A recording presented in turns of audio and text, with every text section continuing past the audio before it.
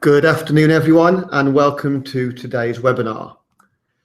We're super excited to bring you this webinar today because we have one of the best social media brands in the world joining us to share their social media journey. Initially, we were doing a traditional webinar broadcast, but because of the overwhelming response we've had to the webinar, we've actually moved this to a live YouTube broadcast. So hopefully we'll have somewhere in the region of 250 marketing people and customer service people joining us today. Just one quick tip before we get started. Do make sure that you're logged into your YouTube account, and then you'll be able to share your questions using the chat box in the top right-hand corner of your YouTube dashboard. So we'll be doing a short Q&A at the end where you can ask Virgin Trains any questions you want. So please submit your questions at any point in that chat box. So we're really lucky to have Richard Shilton joining us today from Virgin Trains. Richard is the social media manager at Virgin. He's been there around 12 years now.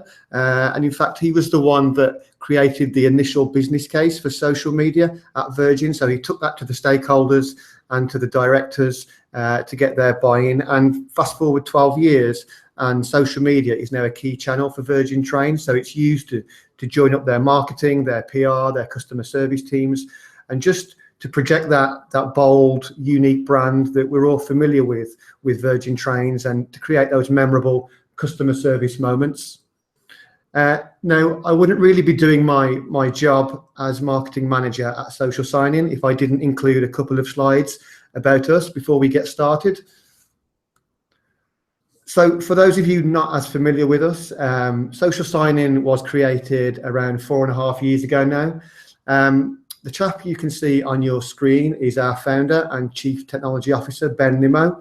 And Ben was working for a digital agency in Birmingham, where we're still based today. And he was given the job of finding an enterprise-wide social media management platform that could be quickly implemented, easily scaled across a business, and that had distinct modules based on the unique social media needs of each department within an organization. Now, Ben couldn't find one, so coming from a long line of entrepreneurs in his family, he went and built his own. And that's kind of how Social Sign-In came to be. Fast forward 4.5 years, and our platform is now used by hundreds of brands around the globe to create exceptional customer service and to drive marketing impact.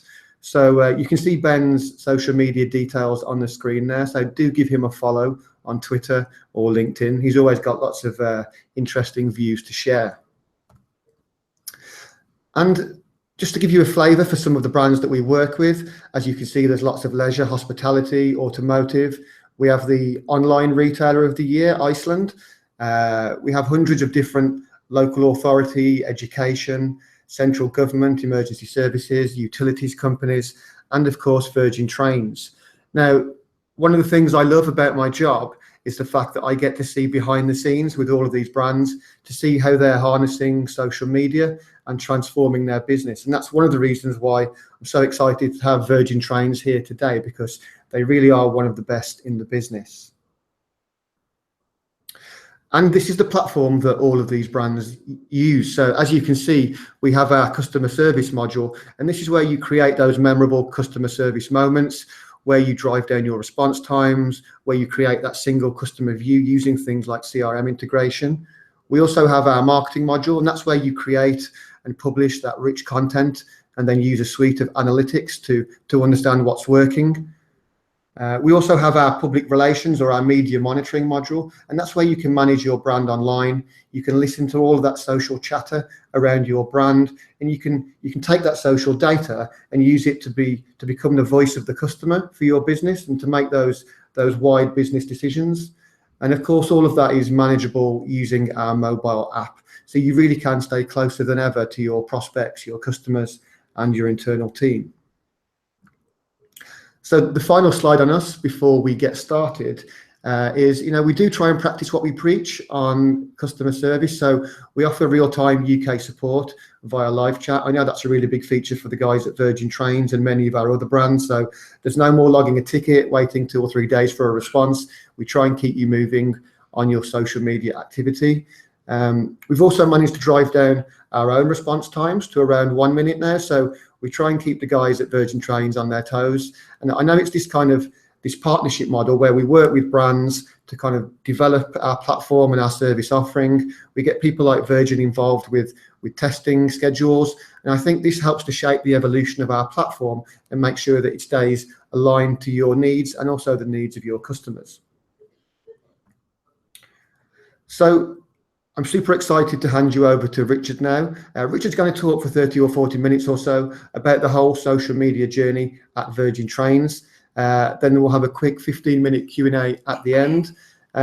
Do give Richard a follow on Twitter. You can find him at Rich Schultz, and also Virgin Trains at Virgin Trains. If you are looking for a brand to take inspiration from, then look no further than Virgin Trains. They do some incredible work on social media. So Rich, it's over to you for the next 30 minutes or so, and then I'll pick it back up at the end for the Q&A session. 30 minutes, no pressure. Hi everyone, I'm Rich Shilton, head of social media at Virgin Trains. I've been working for Virgin for 12 years. Along my journey, I've headed up the contact centre, been involved in live chat, brought in, as Stuart said, social media, and was there from the very beginning, sorting the business case out to the business to really put social media at the forefront of kind of innovation really at that point, which was almost 9 years ago since we sent our very first tweet. And hopefully this next 30 minutes or so, I can kind of tell the tale of the story of to kind of how we've evolved as a social media team, talking about various tools, getting the right personnel, and showcase some of the product offering that social media and Virgin Trains have been able to bring. So as I said there, our social media journey began in 2009, of which the very first tweet was sent in the August.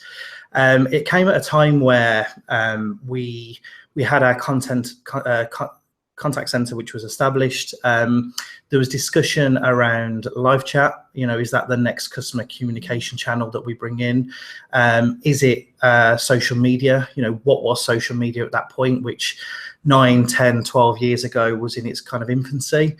And looking at kind of really my pioneers or our pioneers, such as Richard Branson himself, and other Virgin companies, we were one of kind of the latecomers to the social world, I would have said at that point. Although it was fast paced in Virgin land, let's call it, we were one of the late adopters to social. So it started off as a bit of a whim, really. We sat there in the call center environment thinking about, as I said, our customer journey, and decided to embrace the world of social. So much so we brought in Twitter in the August, and quite naively, our first tweet was around, hi everyone, can you please email us with your queries or complaints? Which back then, again, not really understanding the power of social media, became almost a what's the word, kind of a downfall of ours, in the sense of we had customers then communicating with us via Twitter, communicating with us via our this email address that we published, which was one person, and almost the victim of our own success and shouting to the world that we were on social began to steadily increase in customer following. At a point where we were trying to drive down customer traffic in terms of our call center, and look at kind of new, quicker, more efficient ways of liaising with customers. So as I said there, bringing in live chat. But social media for me was the kind of way that we persisted, and after small but felt like long conversations with the board and various internal stakeholders, we brought in Twitter and Facebook. Now, being quite kind of cheeky, tongue-in-cheek tone of voice, we wanted to kind of treat social media as a bit of a radio show. So it would be very much, hi everyone, it's Rich here for the morning. I'm here to keep you company. Tweet us along your journey if you've got any queries or complaints or anything that you need an answer to. So opening up such an open question to everyone, it was kind of everyone would ask us about everything to do with the world. It wasn't just Virgin Trains. And to try to harness on that, we tried to establish that, yes, we are a Virgin Trains brand in its own entity. Can we try and keep it as trains as possible? However, treating it like a radio show, the guys that we had in the roster very quickly brought in their own unique following.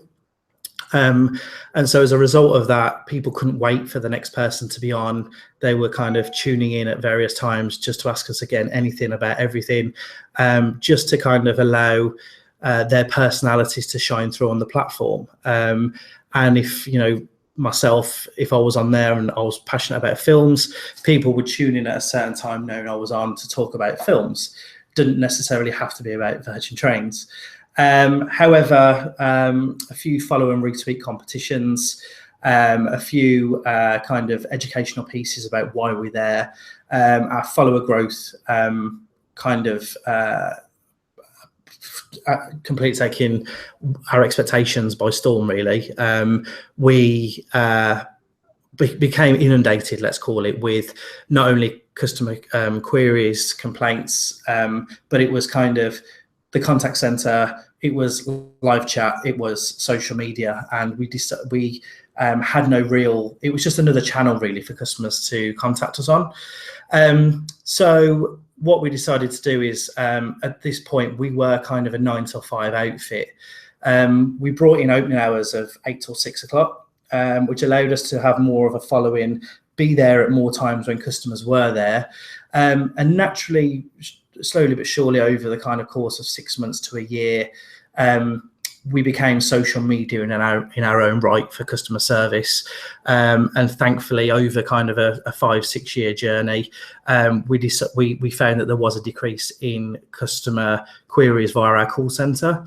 And kind of the digital age that we're in, innovation, it was all about kind of online technology and what it was that Virgin Trains can provide.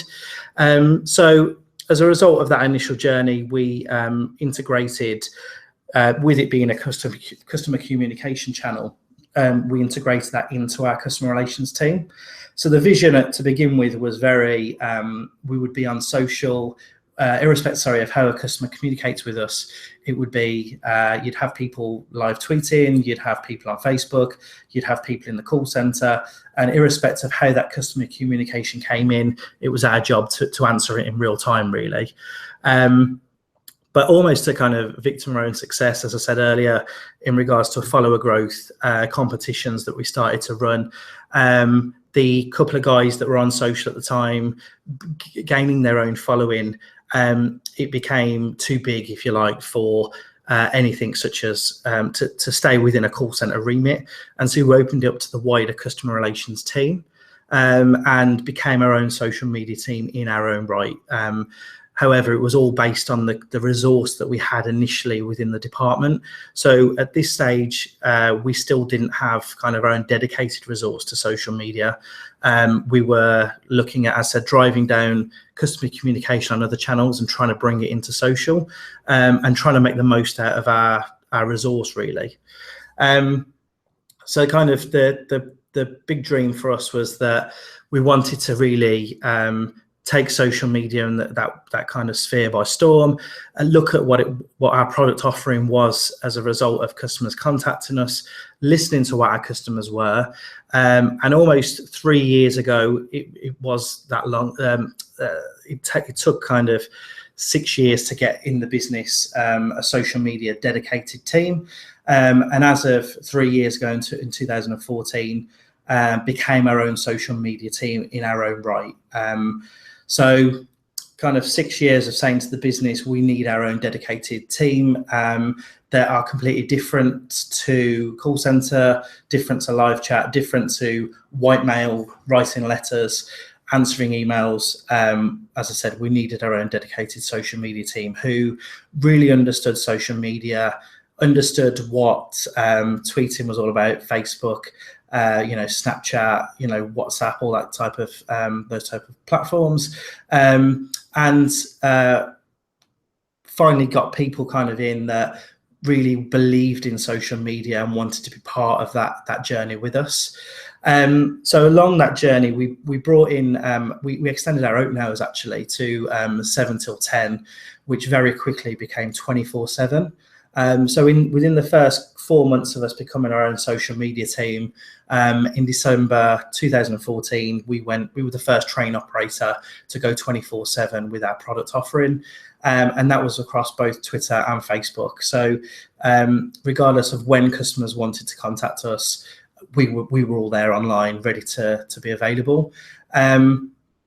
Biggest thing for us then, as I said, within this first 3-year journey was making sure we got the right people in the right job. I did touch on it but for me, the key and one of the priorities here was people that really understood social media, wanted to be part of our journey, and knew what social media could achieve as a result of customers contacting us. So over this last 3 years, we've built up a team of 10 social media experts. We started off with initial 3 back when we became a social media team, I said 3 years ago. But as I said, with the growth of social, our product offering, our marketing, communications, competitions, to keep on top of all of that and keep our response times relatively low, and going through the recruitment to get those social media experts, a lot of training. 3 years on now, we've got our own dedicated social media team that I feel could realistically slot into any one social media team and really make a difference. So for those of you that do follow us on our social channels, you may have seen that we try and bring our own personality to the platform. And you'll see we use the little hat at the end of our sign off, which for myself would be RS. We've got a couple of the team that would be MW, who's one of our guys, Mike. We've got KS, who's Kayla. And realistically, just to bring a bit of the story to life and getting the right people in the right jobs. I've gone one slide ahead of myself, but I wanted to just really showcase the team and who they are. So we've got myself. I actually came from managing a McDonald's store back during college, and I've also managed a contact center before I came into Virgin Trains. So all 9 of us, there is a 10th on their way, but more on that at a later date. The 9 of us at the moment, we've all come from completely different backgrounds. So you've got CB, quite a nice photo of him, very Jack Whitehall. He'll kill me for saying that, but that's Carl. He was a radio DJ before he came to Virgin Trains. We've got Essie, who's Sarah. She's our social content executive, came from an agency. We've got Elsie, who's Lucy. She came from onboard, so in-house, working on board the trains, came into our social team. MW worked in property and estates, again coming to social. HP, who's Hannah, she again came from an agency. We've got KS, who came from corporate banking. PA is Pete. He's copper, really. I don't know how else to put that. So he was a policeman before. And then we've got Mark McLaren, who was set up social media events for places, for the Mobile Awards, for an example. And so a kind of huge range there of various backgrounds, but all share that one real passion for social media. And as I said, want to make a difference on everyone's customer journey. Just going back to the slide before where I rudely jumped ahead of myself. The being under the customer relations umbrella really did well for a certain period of time, and especially the first 6 years. However, in becoming our own social media team, we looked at the entity within where we sat within the company, and almost naively, we hadn't really thought about various other internal stakeholders and where they play a part in social media. And so as a result of us changing our kind of model almost internally as to kind of where we sit, become our own team, we now function under the corporate affairs umbrella. And what that enables us to really do is look at public affairs, look at the media, look at crisis communications, look at PR, look at what the franchise agreements are, and what we're governed by, essentially. So it was all very well us offering something to a customer and being able there in their moment of need. However, the bigger picture and what else that, with the power of social and the way it's growing, everything nowadays there at everyone's fingertips. You could be walking down a street and someone's filmed that 3 or 4 times and it's been uploaded on social without you even knowing about it. It's kind of the same really with looking, as I said, at public affairs or PR. And so given that, we had more of an understanding of where social media again played a part within our business, but also what that meant for a customer and kind of what content that we're looking to supply on social media, what is it that we should be thinking about? I mentioned there about our 24/7 working. As I said, we were the first train operator to do that. Various train operators have followed suit since, but I'm quite proud to say that based on our own resource, we were the first to do that. Breaking down internal barriers, as I said there, quite naively, we worked in quite solo for a long period of time, which meant that we didn't have visibility of marketing, for an example, or CRM, SEO, partnerships, groups, and what opening social up to the rest of the business immediately gave us more content to talk about, reasons for people to visit our Virgin Trains channel, and really showcase what the Virgin brand was all about. So in breaking down those barriers, obviously and naturally, you have another audience that you need to target, which is our internal audience. So it was kind of thinking about what I said, what we want to showcase on social media, what is our ultimate strategy, what is it that our customers actually want, and what should we be listening to. But it also meant that from a crisis perspective, historically we sat within a customer relations team. We now sit within the control center of excuse me, the control center of Virgin Trains. So if we do have problems on the network, we're best placed to be then in the thick of it, in that environment, which enables us to give customers that information at their fingertips, and also gives us information about things like delays, or if the overhead lines have gone down, or we have instances where we have trampolines that have taken the network down. We're best placed to be then in the thick of that action, understanding again what our customers are saying from onboard trains or at stations, and being able to give them that information at their fingertips. So that was kind of the internal barriers that we never had historically. And then I touched on it a bit there, but it was the team expansion. So we went from a team of 3 to a team of 10. And that was basically based on what it was we wanted to achieve as a brand, what was the customer offering we want to offer our customers, what did we want to do in terms of content, what did we want to do more of, but also, and more importantly for me, was to meet the customer demand and be there when customers really wanted and needed us. And so the expansion realistically was because of our followers and what it was they wanted. There's the team again there. I'm just going to have a quick drink while you check them out.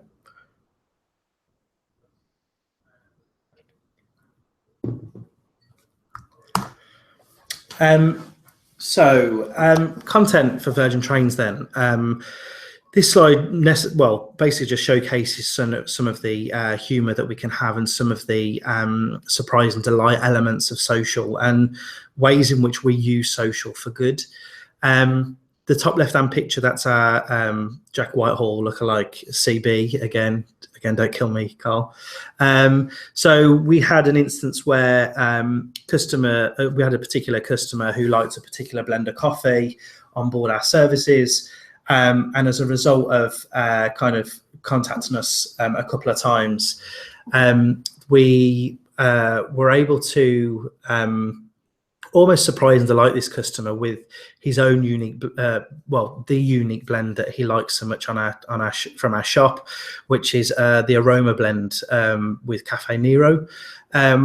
In doing so, the customer, unfortunately, on one particular journey wasn't able to get this particular blend. And as a result of social media, we had Cole based in London. And as a result of that, Cole was able to go and meet this particular customer with, again, a pack of his own unique coffee, but also give him it all packaged up and looking rather nice. As a result, we got some really great user-generated content from that. Customer went away happy, and hopefully we've got a fan for life with that. Just moving across, just showing our tone of voice really.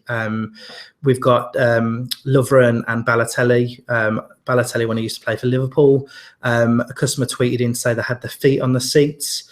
And so almost a reply back to this particular customer, we kind of wanted to kind of get to the bottom of exactly what happened. And we asked what service this customer was on, copied in the guys and said, you know, at Lovren, keep your feet down or it's a red card.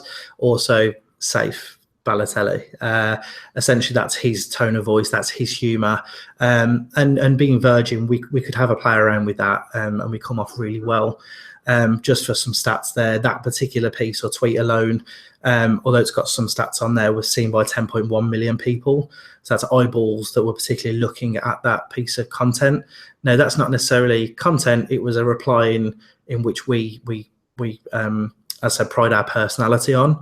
So it's just as a result of what we could achieve just through customer service. We had a particular, Manchester derby up in Manchester. Chris Smalling got sent off in a particular derby, and just using our tongue-in-cheek humour again. So looking to get out of Manchester, we've got tickets to London, Euston from 12:50, one way, of course, because when there's a Manchester derby and you're in Manchester, it's probably not a nice place to be. In terms of other content then, so we all support Pride. And so this was a particular occasion where I was able to play around with Photoshop and have the rainbow as the on the platform. We also had the top right-hand corner there, from what you can see, we've got Amelia. She produced an onboard first-class menu of her own, and we thought we'd bring that to life. And so I was able to host them on board the train, bring her crab sticks and fish cakes. I think some to do lobster on there to life. Unbeknownst to her, she didn't actually like fish, but we went with it anyway. And again, from a user-generated content perspective, it went down really well. But I guess the reason I've left this one out till last is the bottom left-hand corner. That's just a visual of our kind of infamous Poogate story, which was Twitter have actually done their own case study on this since, and showcased that this is why Twitter originally was created and one of their own objectives. We had a young guy on board one of our trains, and I think because it's so unique, this is why it took off. But in his hour of need, let's call it, used the toilet. The toilet itself had run out of toilet paper. And as a result of this guy tweeting Virgin Trains, we were able to contact the train manager and get him some toilet roll. Unbeknown to us, he was quite an influential young blogger. And as a result of how unique this was and him telling the story as it was, it kind of went what we would class as viral anyway, in the sense of 600 million pieces of unique content worldwide. It's kind of an era where money couldn't buy that. And so as a result of being there in the moment and being there for the customer, paid dividends really. And as I said, was able to showcase how quickly we're able to turn something around in the moment. But full credit to the team who were on that and making it happen. Just flicking back a few slides. The guy, I think, is kissing a bottle of wine, maybe. MW was the guy behind that. So any praise you want to give out there to the social team for that incident, it was Mike. However, with content and kind of doesn't know how much kind of marketing spiel we go out with or competitions that we run. Ultimately, we are based in an industry where things can go wrong, and whether that be flooding, whether it be infrastructure issues, whether it be line-side fires, or we do have to maintain the track, which is all maintained by Network Rail. Things can go wrong, and so there are times where we have to pull pieces of content because something in that moment may be going wrong. But I just wanted to kind of talk through a few slides here of content challenges that we have. In particular, on the left-hand side, that was flooding up in the Carlisle area. As a result of that flooding, for about 2-3 months, we had no trains north of Carlisle. And so when you're looking at what content you want to go out with, that is there to kind of, as I said, showcase the brand, but you're working in an industry where things can go wrong from an industrial perspective. To start talking about train tickets to Scotland or north of Carlisle or south of Carlisle, for those that live in Scotland, it's quite a problematic situation. And so for 2 to 3 months, we had kind of visuals such as this almost every third day, just to kind of highlight, you know, what our problems were on the network, why customers can't go north of Carlisle, and ultimately the track itself was under that much of, people's homes were ruined. We had a lot of our staff in the community go and help out and almost try and relieve some of the pressure on them. But when there's that much flooding, as I said, you looking at the picture, you can just about make out a car park, but under there somewhere there is a train track, I promise you.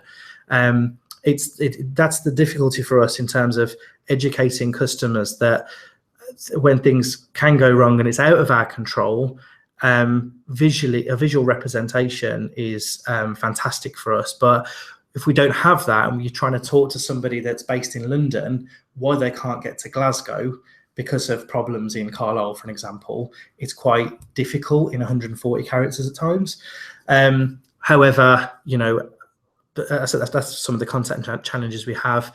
If we're running competitions, for an example, we have to be mindful of engineering work or other things that may be happening on the network, so that we don't get an increase of backlash from customers saying, you know, you're running a competition, however, you've got major engineering works. You know, the two would potentially conflict each other.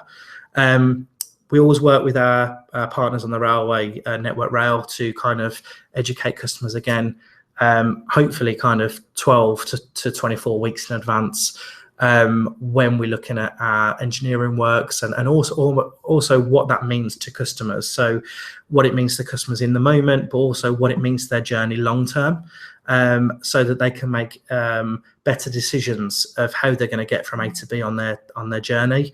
The earlier we can go out to say there are planned engineering works, obviously the better, and the more informed decisions the customer can make. And there we've got a line-side fire that was of no fault of our own, but it was vandalism. That's just to kind of showcase again that unfortunately something that is out of our hand, was an electrical fire that was known for vandalism. But as a result of that, Euston Station closed for half a day at least, which meant that having nobody in or out of London Euston, which is our main hub into London, obviously the problems there for customers is massive. And so for us, it was all about educating customers where they can and can't go, how do they claim refunds, what's your alternative transport look like, and as I said, I just kind of wanted to showcase that slide really just to show you what content challenges we do have. I think being Virgin, I just wanted to touch a bit about our tone of voice. As I said earlier, we can be quite playful with things. We like, obviously, being as banterful, if that's even a word, as we can be, showcasing our personalities, letting that shine through. We do like, whether you guys agree or not, there's a kind of Paddy Power approach to things, which is they talk about absolutely everything and get it right, but that's their tone of voice. We love their playful tone. However, being Virgin, we do have that line, and it's almost knowing where that line is that can be quite a difficulty as well. We want to kind of showcase how red hot and sexy and how tongue-in-cheek we can be, but that's not always possible all the time. We, just for the purpose of this, we are the West Coast, so at Virgin Trains is the Virgin Trains West Coast line. It's not our umbrella company on the East Coast. That's run by a separate company. Well, it's the same brand, however, it's a separate line. That's the Virgin Trains East Coast. We do work with them quite heavily on tone of voice, on getting the right people in the right job, on the social media team. However, both companies have got their very different priorities and objectives. So I just kind of wanted to highlight there that I'm speaking on behalf of the West Coast and not the East Coast. But obviously we do, we're trying to adopt the same tone of voice across both our Virgin channels, essentially, and hopefully Virgin East Coast have been around now for 18 months or so. So hopefully that's replicated across both channels. Our brand values, we do have 6 or 7 of those, which really talk about the tone of voice of Virgin Trains, which is the delightfully surprising, being curious about things and doing things with heart. So for us, living and breathing those brand values, and hopefully our tone of voice showcasing across our social channels, we're bringing those internal values to life. We continually looking at kind of our competitors, and that's not just in the train industry, that's also externally. It could be travel, it could be supermarkets, dare I say, who share a similar ethos when it comes to customers, and what their product offering is, and how they engage with their customers. And in doing so, it just gives us more of a holistic view to, how are we faring? How are we comparing to others? Is what we're doing on customer service right? Again, have we got the right tone? Have we got the right products? Have we got the right, have we shaped the right way in the social world, really? So we do a lot of competitor analysis just to see if there's anything we could be doing differently as Virgin Trains that suits our tone of voice, that allows us to be more Virgin. And we've also got trends. So a big thing for us is spotting opportunities in the moment, and whether that be something that might be trending at the moment, a particular hashtag, for an example, jumping on that in real time, or planning for the future. Being Virgin, obviously, we want to try and do that as best we can. And so for us, jumping on particular trends in the moment is massive for us. So hopefully, with it being transfer deadline day today, we may have a bit of fun with that. We're not sure yet, but we need to make sure it does fit with Virgin Trains and it does fit with the Virgin tone of voice. We have many brainstorm sessions as a team, and we in every 10 ideas, probably 1 makes it through, mainly because my team's quite nuts, but also I think it's just it's being cautious, but and I said, talking about that line, but also being very Virgin. What is it that we're going to make a difference? But we want to be renowned for being, I guess, the company to go to for social information, being in the moment, having very shareable, engaging content. And if that's as a result of us being there in the moment, then so be it. But as I said, that's kind of one of our key strengths at the moment. Obviously, like most of you, I suspect you do try to measure your performance. We do a lot of work with the Voice of the Customer champions within Virgin Trains. So Voice of the Customer, that does incorporate catering, MPS or NAS, depending on what you've got in your industry, as well as ICE, that's the ideal customer experience. So for us, as I said, we're always measuring, I guess, what is it our customers are actually saying? What is it they want in our onboard shop? What is it that they want in our first class offering?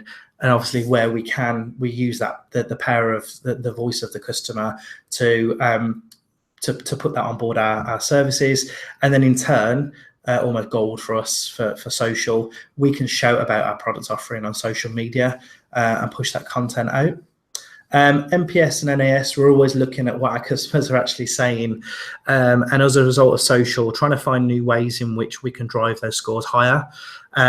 We fare quite well as a travel entity. However, obviously, with everyone, we're always striving for more. And so again, just using that customer listening that we have, that we're trying to really hone in on what it is our customers want and what we should be doing more of. And ICE, as I said, it's just that ideal customer experience. So irrespective of when a customer contacts us, at what touch point along that journey does social media play a part, and how can we make a difference in a customer's journey? We do a lot of reward and recognition on social. In particular, we work with the reward and recognition guys internally to showcase our colleagues on the front line. So at times when things are going wrong or business as usual, we get a lot of praise for our guys being there, being very Virgin, being the face of Virgin Trains. And we've set up a scheme or a go-between where a customer would contact us to praise a member of staff. Everything that we get in terms of praise, it's filtered into a particular system that we've got in-house that then in real time rewards that member of staff. So it could be Rich's particular train manager on a service. I've done an exceptional job. Customer tweets in to say I've been fantastic. And within a moment, usually within about 5 minutes, we'll be able to get an email and written communication to that train manager, as well as their line manager, to say, Richard, you've been recognised. You've done a fantastic job. Here's the praise, essentially, which then goes, as I said, into a system which I guess churns that up and has some particular algorithm around it that then measures the performance at the end of the year, and that's where we can do the rewards for our internal staff. And recently, and then moving on to Yammer, we've got our internal communications team who've done a fantastic job over the years in building up our internal reputation and social media where we can, listening again to what our frontline colleagues actually want as well. We use Yammer as a tool to listen to our internal colleagues, but also shout about some of the successes that we've had on social media. It's a fantastic tool to have the frontline, have their say. And also, if things are going wrong or right as a result of social media, we can have our say as well as to kind of how the business positions themselves for customers. So Yammer's a great tool there for looking at kind of what is our internal colleagues are looking at from social as well. So what does the future hold for Virgin Trains? I must say at this point, I'm hoping some of that's been informative. Hopefully it kind of paints a bit of a picture as to how far Virgin Trains have come within the last 9 years. But the future and the forever growth of social, it's kind of who knows what that looks like. However, we're soon to looking at the future. I talked about that 10th person earlier. We're soon to look at a different work stream, I guess, within Virgin Trains. And we're bringing in a head of social media content. That basically allows myself to look at the customer journey and be more customer service focused. And then the head of social content, exactly what it says on the tin, their main and core responsibility will be to look after all of the content that goes out on our channels, supporting SE, who you saw earlier, in developing that content and working alongside our agency, which I'll touch on in a moment.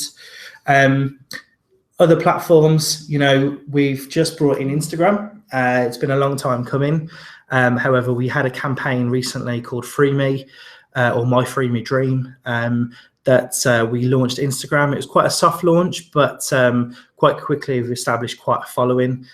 Go and check us out on Instagram if you're not following us.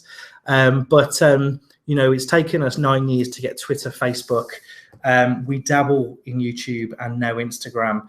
What is the future? Who knows? It could be Snapchat. That's a huge passion of mine. But it's kind of really understanding what that platform can do for your customer. What's the strategy behind it? Is it going to be a content channel or a customer communication channel? And what is making the best use of that channel? What is you want?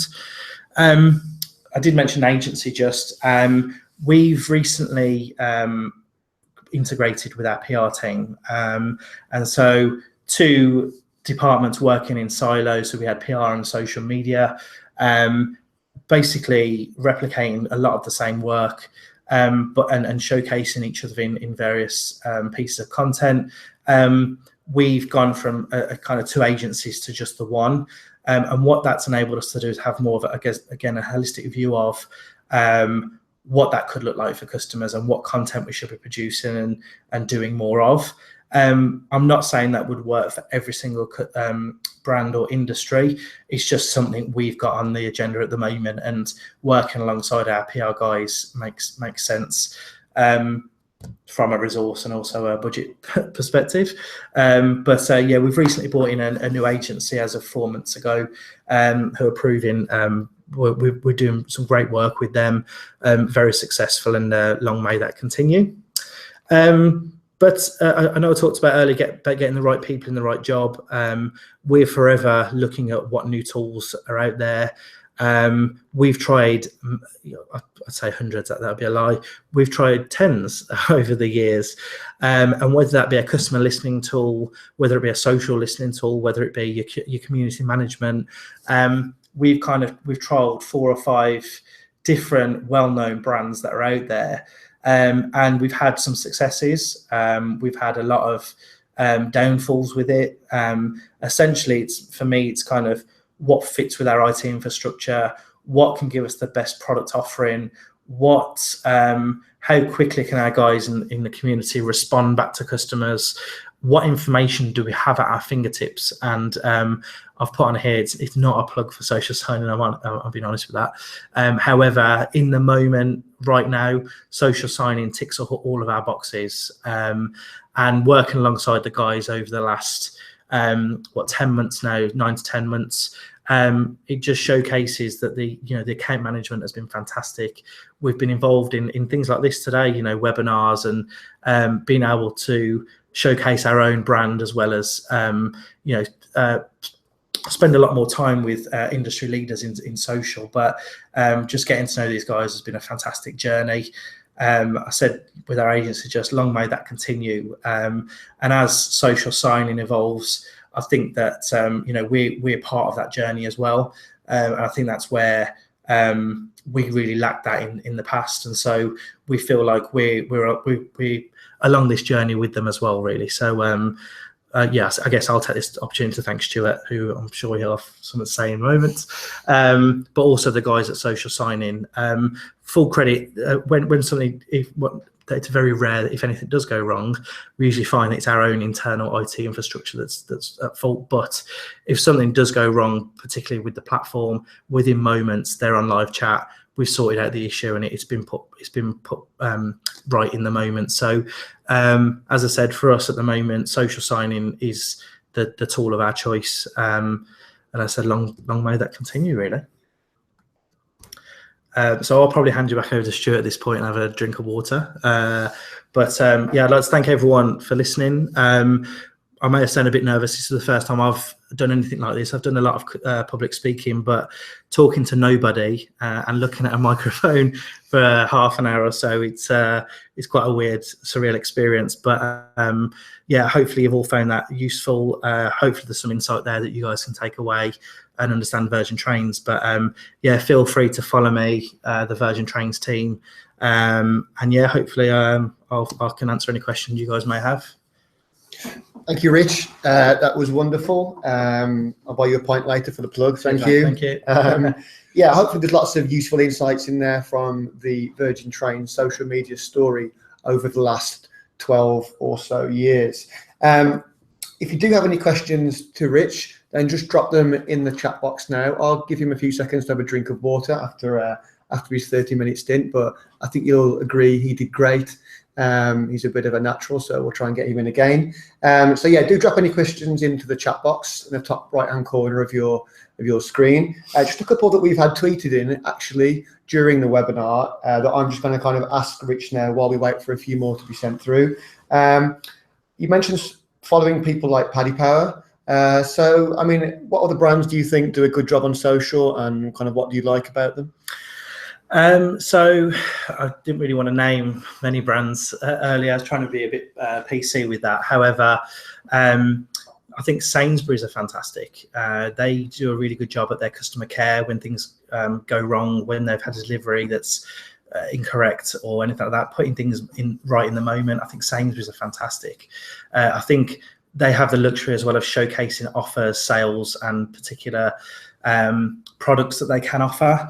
I said that's Sainsbury's, I think, are great. Tesco Mobile, I speak a lot of them. I do know the guys there, and I think they'll be happy with the plug. But I think they're great. Again, putting things in the moment, in the real time. They're very quick, very efficient. They're always there. I think they're, again, fantastic. I think just touching on Paddy Power, the reason I use them, and possibly, okay, so Innocent Smoothies as well. I think everybody raves about them. I think they do a great job of talking about their product. Sorry, do a great job of not talking about their products, but always being in the moment. And for me, you know, I don't walk into a supermarket and necessarily think, oh, I'll drink an Innocent smoothie. However, as a result of me sharing that piece of content I had that morning, subconsciously I'm thinking, oh yeah, Innocent smoothies, let's go and buy it. So great piece of marketing from them. But I think from a customer service perspective, they're great as well. But just going back to Paddy Power, probably because I'm a sport fan, is that I just find that their content is so shareable.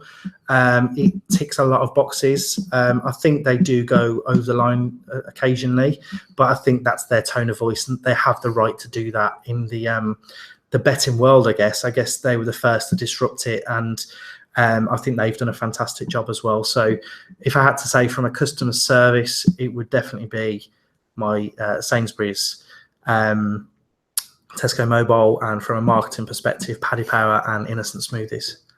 Okay, cool. Thanks, Rich. We've had quite a few more questions come in, so we're going to try and rattle through as many of these as possible.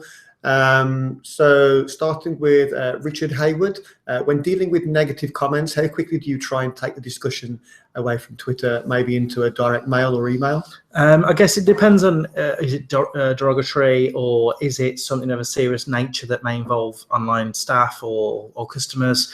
I guess from that very first tweet, it's quite hard in 140 characters to judge what the severity of the incident. So our guys are trained in such a way they'll try and get to the cause of the problem very quickly. And depending on what it is, we've got various ways in which we take it offline. And, you know, if it's like, I know it could be a staff complaint, this is just one example, we would very quickly take that offline to protect both the customer and the frontline member of staff, which enables us then to really dig deep into kind of what the core problem is. And hopefully it's something we can deal with on social media, or if I said, depending on the severity of it, it may be something that we have to take offline and deal with in-house. But I guess it really depends on what's being said and what it looks like. Our main aim is to actually answer every single piece of correspondence that comes in, unless it's just somebody spamming us or we genuinely feel we can't make a difference to their journey. And so every tweet that we receive, it doesn't go unheard, and we will reply to them. But as I said, just to answer your question there, I guess it's how long's a piece of string? I guess it depends on how many tweets it gets to the cause problem. But as I said, the guys are trained in such a way that it should be kind of instantaneous, really. Okay, great. Next question from Christopher McHugh.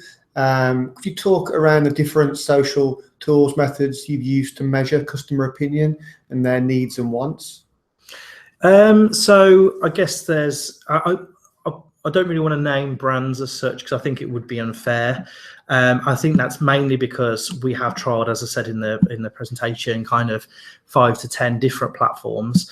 I think for me, it was more around getting the strategy as to kind of what it was we want to achieve as a result of social media, going out to various brands, seeing kind of what their tool could replicate and do for our strategy, and then almost pick the best one depending on negotiation. I think there's some fantastic ones that are out there. The one we do use at the moment, and I will plug them for this, is Pulsar, from a customer listening perspective. But as I said, then our community management is all done through social signing. So as I said, that's kind of where we're at the moment. But some of the bigger names, I'm not saying social sign or Pulsar aren't, but the ones that have been around a long time, I guess for me, they were great to begin with. However, they haven't really stood out as much recently, and I don't feel their product offering has been any different, and they haven't changed their business model for 10 years. And so it's kind of a breath of fresh air that we've got newer platforms to choose and look at. And so, yeah. Okay, next question from the National Museums, Liverpool. As you operate 24 hours, are you always office-based, or do your team log in from home? Interesting. So we are office based. However, the internet's everywhere. We do have guys that can work remotely where need be. We've got CB. Carl. He works out of London. The other 8 of us were all Midlands based. Tend to be in the office. The reason for that is that, as I said, being in the industry where things can go wrong, if we're in the hub of the thick of the action, we can get information to our customers. However, with it being social, there's times where our guys go out on the road, we go and play part in festivals, we're there to live stream from various locations. And so given that, the guys have the ability to work remotely as well. So it's a mixture of both. I know brands that work solely office. I know some that are just completely work remotely. So I guess it's working out what works for you and your brand. However, for me personally, like working remotely, whether that's from home, coffee shop, wherever, I'm never against that, as ultimately we are social. It is social media. So yeah. Okay, I'm conscious it's almost 2 o'clock, but we're going to carry on answering a few of these because hopefully you guys are getting a lot of value from it. So next question is, how do you decide which tweets to go the extra mile for? Well, we don't actually. What we do is we treat each tweet on its own merit. So we wait for that tweet obviously comes in. Depends on kind of what that customer's needs, wants are. We then treat, as I said, that case on its own merit. We've got our own kind of responses and our guidelines and compensation guidelines and so on. However, given the guys, they're trained in such a way that it's all about their personality shining through in their responses, that, this could be an option. One particular tweet could be an opportunity to really wow a customer, build advocacy, do that surprise and delight element of things. And if, as a result of putting something in the moment, is disrupting the norm, then fantastic. That's what we want to be achieving. But as I said, there is no kind of hard and fast line with that. It's all kind of being in the moment, and as I said, just being there for the customer. And listening to what they want. Okay, great. Next question from Wirral Council. So I think we all saw the story of Southern Rail letting the work experience lad spend some time on their Twitter account. So did you see that, Rich? And what were your thoughts around that? Yeah. So I actually thought it was fantastic. It was great for them. It was great to kind of showcase what they're all about. I felt like it really brought them to the fore. Given kind of some of the industry backlash they do get at times, I thought it put them in a good position. I guess it's kind of thinking outside the box and what's unique. Virgin Trains, we have a lot of, we have visitors to our department, we have interns, we have work experience. And I've personally never thought about putting them and letting them loose on social. I would suspect that they were scripted, or there was somebody there kind of governing what they were actually saying. However, as the story reads, I think it was fantastic, genius, in fact. So I kind of wish we'd have done it. So envious of that. But yeah, I thought it was a good story, irrespective of what you read. I've heard positive and negative, but from a kind of PR perspective for them, I thought it was great. Okay, next question from Kirsty Smith. What are some of the key metrics that you measure on social media? I guess without giving too many of our trade secrets away, I think for me personally, long of the days of follower growth and things like that. For me, it's all about engagement and giving customers a real reason to share our content. And as a result of our particular tweet, how much of an influence we can be on a customer's journey. So how influential are we when we reply to a customer, give them some really good customer service or an answer to a question that hopefully others can take advantage of and share. They can retweet, they can make decisions as a result of what communication we offer that customer. So, but for me personally, as it stands at the moment, it's just all about customer engagement and what engagement rates we've got on our content and customer responses. Okay, next question from South Staff's Water. So this is a question that's kind of been around a long time and no one's quite managed to get to the bottom of. So the old argument of, do you have one channel that you use for both customer service and pushing content, or do you split that out and have one help account and one push account? I know the guys at Leeds Council have set up 2 accounts to kind of split that out and do a really awesome job of that, but what's your view on that? So for a long time, and I'd probably go back 6 years, we debated this ourselves. Do we keep it as you've kind of rightly or wrongly said there, in terms of, do we have a customer communication channel? Do we have a marketing channel? You know, is it customer help? Is it marketing, whatever it might be? In all honesty, my personal opinion is I'm neither for or against. I think what works for us at the moment is having it all into one feed. Naturally, over time, because we've I guess because we've had the successes with Twitter and Facebook, over time Facebook has always been almost our marketing channel, and customers are educated in such a way that I don't know if it's just I guess the way our customer database is set up or demographic, but they've naturally aired more towards the content side of things on Facebook, and our customer responses on Twitter. So in their hour of need, it's all about going to Twitter and finding out the information because I'm in that moment. Or if it's the competitions or it's partnerships or it's looking at the Virgin brand, it would be going to Facebook. If you're talking about Twitter specifically, again, that was a huge conversation. But as I said, I'm neither here nor there. I just think how established we are as a brand currently, it would take a lot for us to split the feed.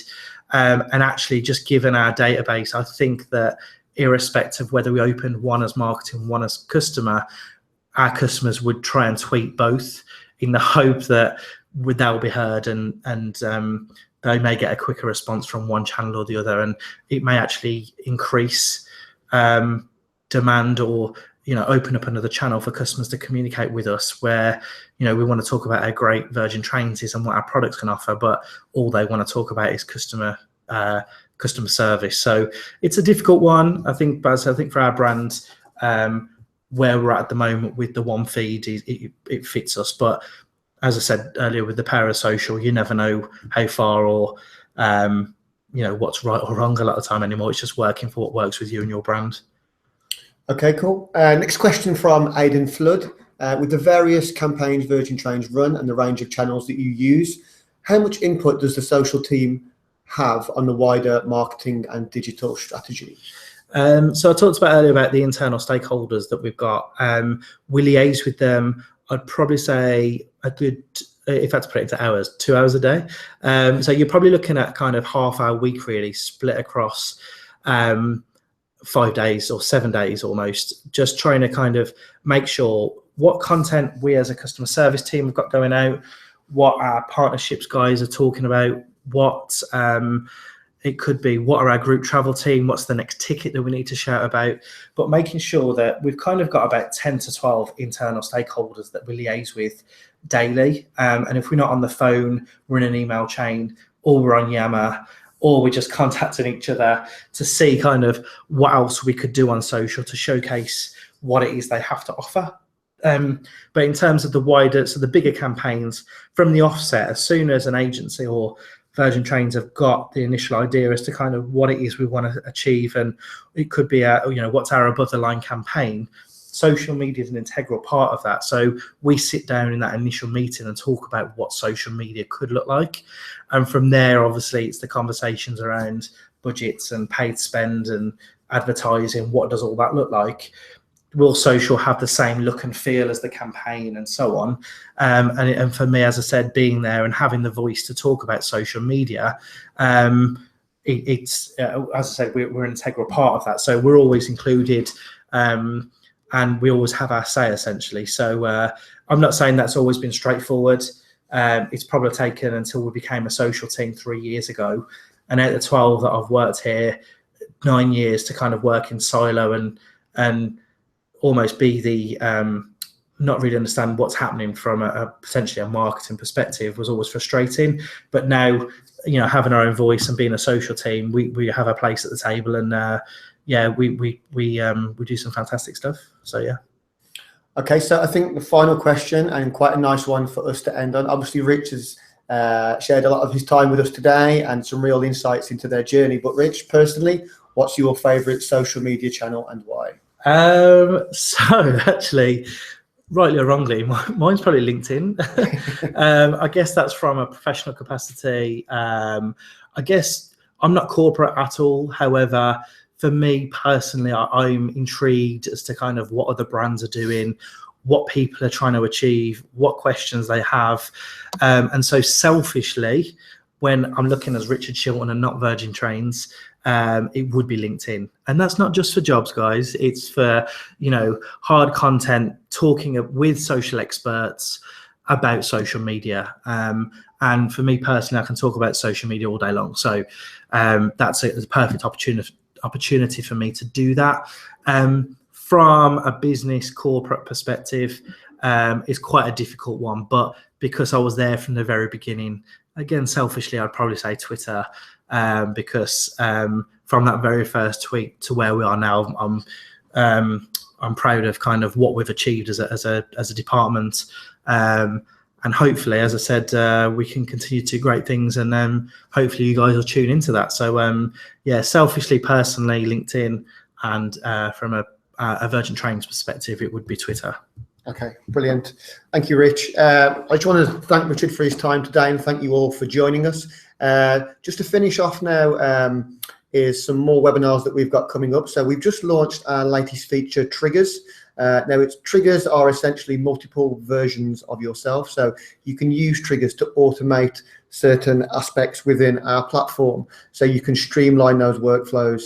You can engage and identify online influencers, and you can make sure that no messages ever slip through the net ever again. We've worked very closely with people like Virgin Trains on developing and testing this feature.